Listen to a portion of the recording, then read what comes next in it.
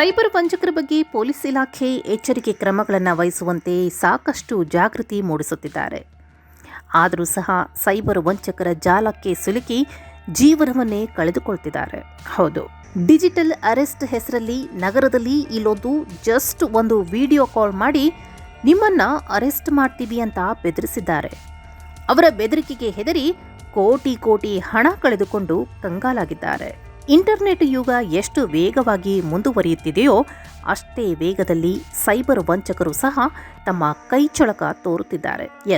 Digital arrest ಹೆಸರಿನ ಮೇಲೆ ಕಲಬುರಗಿ ನಗರದ ಇಬ್ಬರು ವ್ಯಕ್ತಿಗಳಿಗೆ ಸೈಬರ್ ವಂಚಕರು 2.22 ಕೋಟಿ ರೂಪಾಯಿ ವಂಚನೆ ಮಾಡಿದ್ದಾರೆ. ನಗರದ ಅಪಾರ್ಟ್ಮೆಂಟ್ನಲ್ಲಿ ವಾಸವಾಗಿರೋ ಶಿವಶರಣಪ್ಪ ಎಂಬುವವರಿಗೆ ನವೆಂಬರ್ 8ರಂದು ಮುಂಬೈನಿಂದ ಪ್ರದೀಪ್ ಎಂಬಾತ ವಾಟ್ಸಪ್ ಕಾಲ್ ಮಾಡಿ, ನಾನು ಪ್ರದೀಪ್, ಮುಂಬೈ ಕ್ರೈಮ್ ಬ್ರಾಂಚ್ನಿಂದ ಮಾತನಾಡುತ್ತಿದ್ದೇನೆ.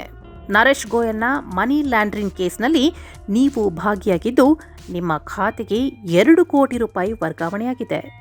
ನಿಮ್ಮ ವಿರುದ್ಧ ಪ್ರಕರಣ ದಾಖಲಾಗಿದೆ ಅಂತ ಬೆದರಿಸಿದ್ದಾರೆ. ಹೀಗೆ 25 ದಿನಗಳ ಕಾಲ ಶಿವಶರಣಪ್ಪ ದಂಪತಿಗೆ ನಕಲಿ ಸಿಬಿಐ ಅಧಿಕಾರಿಗಳು ಸುಪ್ರೀಂ ಕೋರ್ಟ್ ಮಾದರಿಯಲ್ಲಿ ಕಾಲ್ ಮಾಡಿಕೊಂಡು ವಿಡಿಯೋ ಕಾಲ್ ಮೂಲಕ ಸಂಶಯ ಬರದಂತೆ ವಿಚಾರಣೆ ಮಾಡಿದ್ದಾರೆ. ಬಳಿಕ ನಿಮ್ಮ ಅಕೌಂಟ್ನಲ್ಲಿರೋ ಹಣವನ್ನು ನಾವು ಕೊಡೋ ಖಾತೆಗೆ ವರ್ಗಾಯಿಸಿ, ಇಲ್ಲವಾದಲ್ಲಿ ನಿಮ್ಮನ್ನ ಬಂಧಿಸುತ್ತೇವೆ ಎಂದು ಬೆದರಿಸಿದ್ದಾರೆ. ಅವರ ವಿಚಾರಣೆಗೆ ಬೆದರಿದ ಶಿವಶರಣಪ್ಪ ದಂಪತಿಗಳು ತಮ್ಮ ಖಾತೆಯಿಂದ 1.26 ಕೋಟಿ ರೂಪಾಯಿ ಹಣವನ್ನು ಮುಂಬೈ ಕ್ರೈಮ್ ಬ್ರಾಂಚ್ ನಕಲಿ ಅಧಿಕಾರಿಗಳ ಅಕೌಂಟ್ಗೆ RTGS ಮೂಲಕ ವರ್ಗಾವಣೆ ಮಾಡಿದ್ದಾರೆ. ಎಲ್ಲರಿಗೂ ನಮಸ್ಕಾರ. ಇವತ್ತು ಎಲ್ಲ ಮಾಧ್ಯಮ ಮಿತ್ರರಿಗೆ ಕರೆದಿರೋ ಉದ್ದೇಶ ಅಂತಂದರೆ, ಇತ್ತೀಚೆಗೆ 2 ಮೇಜರ್ ಸೈಬರ್ ಕ್ರೈಮ್ ಕಲಬುರಗಿ ನಗರದಲ್ಲಿ ವರದಿಯಾಗಿದ್ದಾವೆ.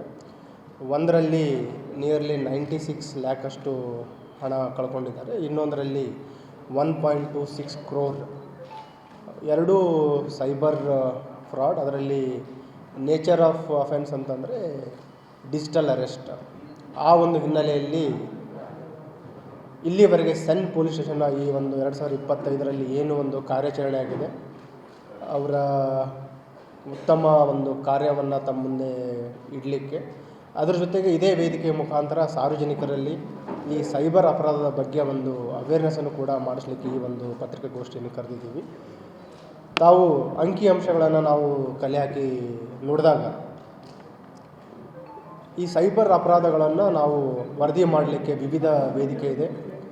ಒಂದು ತಮಗೆಲ್ಲ ತಿಳಿದಿರುವ ಹಾಗೆ ಸೆನ್ ಪೊಲೀಸ್ ಸ್ಟೇಷನ್ ಇದೆ, ನಮ್ಮ ಕಲಬುರಗಿ ನಗರದಲ್ಲಿದೆ. ಅದೇ ರೀತಿ ಜಿಲ್ಲೆಗೂ ಇದೆ, ಪ್ರತಿ ಜಿಲ್ಲೆಯಲ್ಲಿ ಕೂಡ ಸೆನ್ ಪೊಲೀಸ್ ಸ್ಟೇಷನ್ಸ್ ಇದೆ. ಮತ್ತು ಇಂಪಾರ್ಟೆಂಟ್ ಇರುವಂಥದ್ದು ಏನಂತಂದರೆ ಗೋಲ್ಡನ್ ಅವರ್. ಈ ಗೋಲ್ಡನ್ ಅವರ್ ಹಿನ್ನೆಲೆಯಲ್ಲಿ ಏನಾಗಿದೆ, national cyber crime reporting portal ಅಂತಿದೆ, NCRP ಪೋರ್ಟಲ್, cybercrime.gov.in. ಅಲ್ಲಿನೂ ಕೂಡ ದೂರನ್ನು ನೀಡಬಹುದು. ಅದಲ್ಲದೆ ಇನ್ನೂ ತ್ವರಿತವಾಗಿ ಅಪರಾಧಗಳನ್ನು ವರದಿ ಮಾಡಲಿಕ್ಕೆ, ನೀವು ಕುಳಿತಲ್ಲೇ ಅಪರಾಧಗಳನ್ನು ವರದಿ ಮಾಡಲಿಕ್ಕೆ 1930 ಹೆಲ್ಪ್ಲೈನ್ ಇದೆ, ನ್ಯಾಷನಲ್ ಸೈಬರ್ ಕ್ರೈಮ್ ಹೆಲ್ಪ್ಲೈನ್ 1930. ಈ 3 ಮುಖಾಂತರ, 3 ವೇದಿಕೆಗಳ ಮುಖಾಂತರ ಅಥವಾ ಟೂಲ್ಸ್ಗಳ ಮುಖಾಂತರ ಸೈಬರ್ ಕ್ರೈಮ್ಗಳನ್ನು ವರದಿ ಮಾಡಬಹುದು. ಬಳಿಕ ತಾವು ಡಿಜಿಟಲ್ ಅರೆಸ್ಟ್ ಹೆಸರಿನ ಮೇಲೆ ಮೋಸ ಹೋಗಿದ್ದು ಬಯಲಾಗಿದೆ.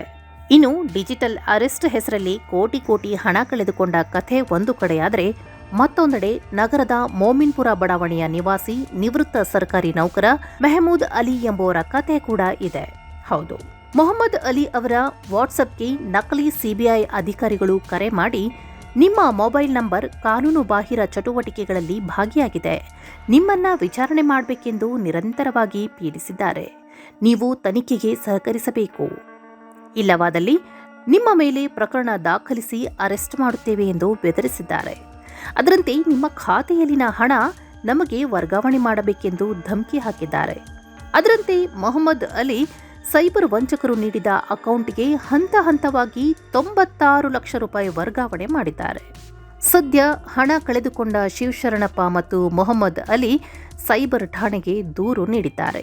ಇನ್ನು ಇತ್ತೀಚೆಗೆ ನಗರದಲ್ಲಿ ಡಿಜಿಟಲ್ ಅರೆಸ್ಟ್ ಹೆಸರಿನ ಮೇಲೆ ಸೈಬರ್ ವಂಚಕರ ಹಾವಳಿ ಹೆಚ್ಚಾಗಿದ್ದು 2025ನೇ ಸಾಲಿನಲ್ಲಿ ಒಟ್ಟು 2211 ವಂಚನೆ ಪ್ರಕರಣ ದಾಖಲಾಗಿ 8.93 ಕೋಟಿ ರೂಪಾಯಿ ಹಣ ಕಳೆದುಕೊಂಡಿದ್ದಾರೆ. ಸದ್ಯ ನಗರ ಸೈಬರ್ ಠಾಣೆ ಪೊಲೀಸರು 40 ಪ್ರಕರಣಗಳನ್ನು ಭೇದಿಸಿ 2.73 ಕೋಟಿ ರೂಪಾಯಿಗಳನ್ನು ವಂಚನೆಗೆ ಒಳಗಾದವರ ಖಾತೆಗೆ ವರ್ಗಾಯಿಸಲಾಗಿದೆ ಅಂತ ನಗರ ಪೊಲೀಸ್ ಆಯುಕ್ತರು ಹೇಳಿದ್ದಾರೆ. ಆದರೂ ಕೂಡ ಒಂದು ಏನಂತಂದರೆ, ಒಂದು ವರದಿ ಆಗ್ತಾ ಇದೆ, ಇನ್ನೂ ಒಂದು ಇದರ ಮೇನ್ ಒತ್ತಿರಬೇಕಾಗಿದ್ದು ಪ್ರಿವೆನ್ಷನ್. ಸೊ ಈಗ ಪ್ರಿವೆನ್ಷನ್ಗೆ ಏನಂತಂದರೆ, ಬೇಸಿಕಲ್ಲಿ ಯಾವುದೇ ಸೈಬರ್ ಅಪರಾಧ ವಿಕ್ಟಿಮ್ ಪಾರ್ಟಿಸಿಪೇಟ್ ಮಾಡಲಾರ್ದೆ ಅವರು ಹಣವನ್ನು ಕಳೆದುಕೊಳ್ಳೋದಿಲ್ಲ ಅಥವಾ ಸೈಬರ್ ಅಪರಾಧಕ್ಕೆ ಒಳಗಾಗುವುದಿಲ್ಲ. ಇದ್ರ ಬಗ್ಗೆ ತಮಗೆ ಈ ಒಂದು ಪತ್ರಿಕಾಗೋಷ್ಠಿ ನಂತರ 2-3 ವಿಡಿಯೋಗಳನ್ನು ನಾವು ನಿಮಗೆ ತೋರಿಸ್ತಾ ಇದ್ದೀವಿ.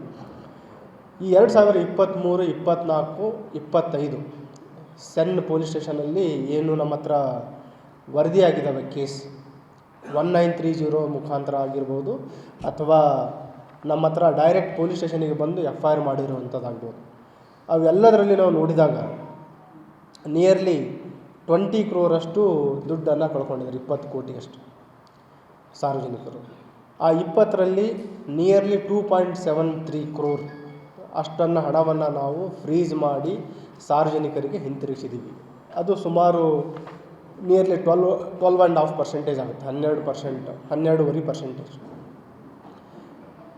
ಇದು ತುಂಬ ಕಡಿಮೆ ಅನಿಸುತ್ತೆ. 12.5%, 100% ಕಡಿಮೆ ಅನಿಸುತ್ತೆ. ಸದ್ಯ ಕಲಬುರಗಿಯಲ್ಲಿ ಸೈಬರ್ ವಂಚಕರ ಬಲೆಗೆ ಸಿಕ್ಕಾಪಟ್ಟೆ ಜನ ಬೀಳ್ತಿದ್ದು, ಅದರಲ್ಲಿ ಎಜುಕೇಟೆಡ್ ಜನರೇ ಹೆಚ್ಚಾಗಿ ಬಲೆಗೆ ಬೀಳ್ತಿರೋದು ದುರಂತವೇ ಸರಿ.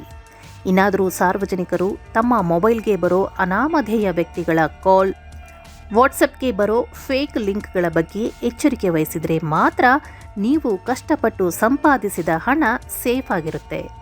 ಸ್ವಲ್ಪವೂ ಯಾಮಾರಿದರೆ ನಿಮಗೂ ಇದೇ ಗತಿ ಬರಬಹುದು.